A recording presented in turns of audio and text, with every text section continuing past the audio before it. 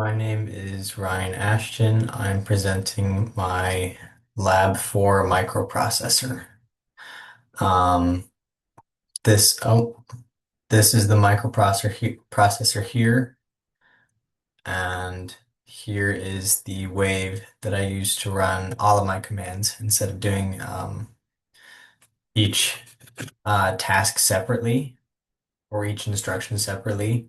I had to do all of them step by step in one whole process. And to demonstrate that, to explain first, I did the load into accumulator was um, the first part. And then step one was to add. Step three was to use and. Step four was to zero it out. Step five was to subtract a value. Step six was to store an accumulator value in the mar. And then step seven was my extra credit, and I did a ones complement. And then two is just the stop function. Um, and to demonstrate that here, I'll run the microprocessor. First is to load up a value. So the first clock is to start it up, and then it loads the value 3 into the accumulator. Um, Next is to add, and it adds a 5 in 2 clock cycles, and you get the 8. 3 plus 5 is the 8. After that was an AND function, and it's hard to tell here, but I'll show you in the waves. 8 ANDed with A or 10, and in 2 clock cycles it won't change, but it's still 8 because 8 ANDed with A is still just 8. After that was to zero it out and simply loading a value into the data bus and then subtracting the 8 by itself in the accumulator. So in 2 clocks, it will zero itself out. After that, let me check again. Um, that's right. After that was to load a value or no, to subtract. And I chose to subtract 2.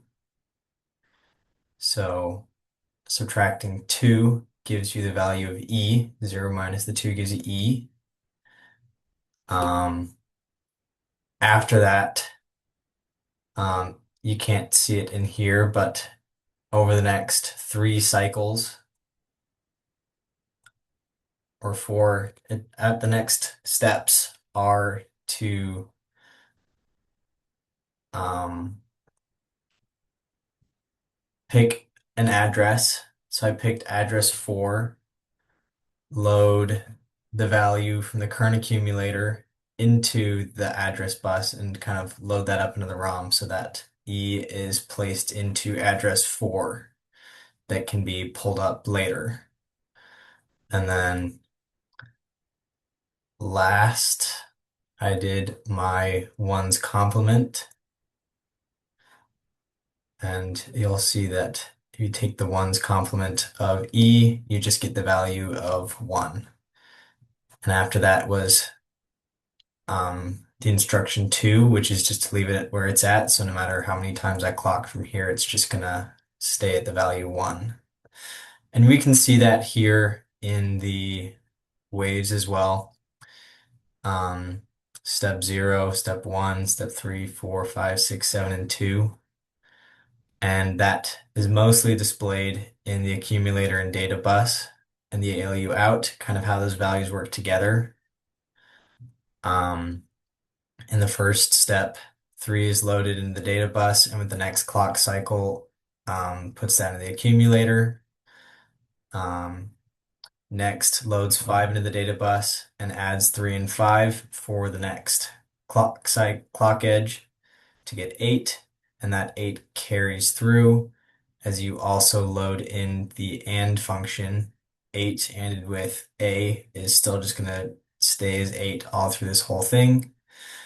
Um, Here is the zero out function.